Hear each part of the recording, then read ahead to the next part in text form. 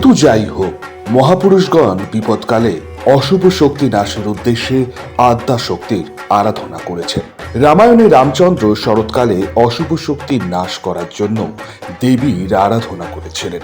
পুরাণ অনুযায়ী চন্দ্রবংশীয় রাজা সুরথ বসন্তকালে দেবীর আরাধনা করেন। কালের পার্থক্য হলেও আরাধনা করা হয় দেবী দুর্গার।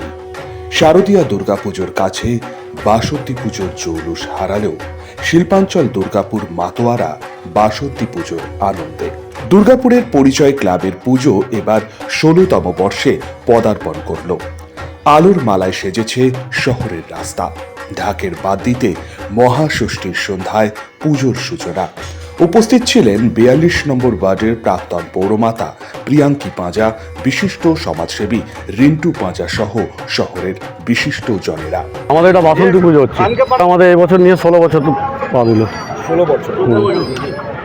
পুজোকে ঘিরে কি কি অনুষ্ঠান কি রাখছেন আপনারা? পুজোকে ঘিরে যেরকম সন্ধ্যাবেলায় আমাদের মনে করুন সাংস্কৃতিক অনুষ্ঠান যেরকম থাকে সেরকম আছে, একদিন অর্কেস্ট্রা আছে, একদিন আপনার মানে মায়ের ভোগ টোগ যেরকম হয় সেরকম সব কিছু পুজোতে যেরকম হয় সেরকমই সব কিছুই আছে।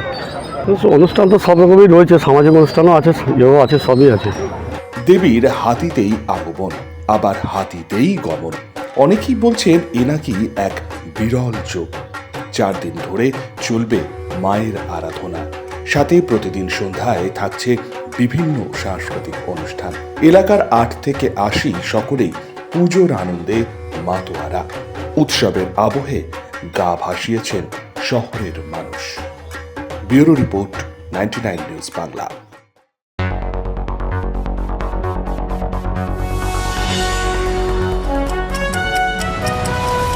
আপনারা দেখছেন 99 নিউজ বাংলা। বদলাবো আমরা।